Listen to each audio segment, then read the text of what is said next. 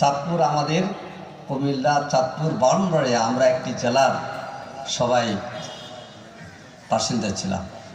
সেই জন্যে মতলব ছোটকাল থেকে আমি জানি এবং চিনি।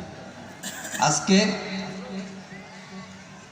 এই সম্মেলনে আসার পিছনে দায়িত্বশীল দাওয়াত দিয়েছে। তারপরও এই এলাকারই একজন কৃতি মানুষ যিনি বাংলাদেশে পরিচিত, আমাদের শ্রদ্ধেয় স্যার অধ্যক্ষ মোহাম্মদ আব্দুর রব রাহেমাহুল্লাহ। চেনেন আপনারা সবাই?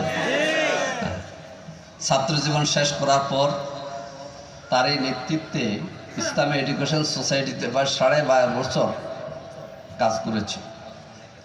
উনি অত্যন্ত একজন ভালো মানুষ ছিলেন এবং ছাত্র জীবন থেকে মৃত্যু পর্যন্ত ইসলামী আন্দোলনের সাথে নিবিড়ভাবে কাজ করেছেন।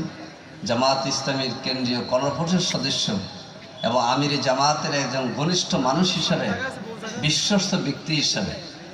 অনেকে আন্দোলনের নেতা হয় কিন্তু সংগঠনে আমিরে জামাতের ঘনিষ্ঠ হয় না।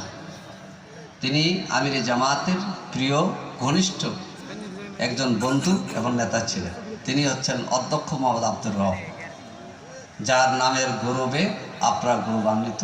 আল্লাহ তাআলা তাকে জান্নাতবাসী করুন, তার কবরকে রাওজাতুল মিন রিয়াজিল জান্নাতে পরিণত করুন। সংগ্রামী কর্মী ভাইরা, আজকে 14 ডিসেম্বর বুদ্ধিজীবী দিবস। কেন্দ্রীয় সংগঠনের পক্ষ থেকে ঢাকার আলোচনা সভায় আমাদের সেক্রেটারি জেনারেল বক্তব্য রেখেছেন। ইতিমধ্যে তার বক্তব্য এসে গিয়েছে। এই বাংলাদেশ বিনির্মাণে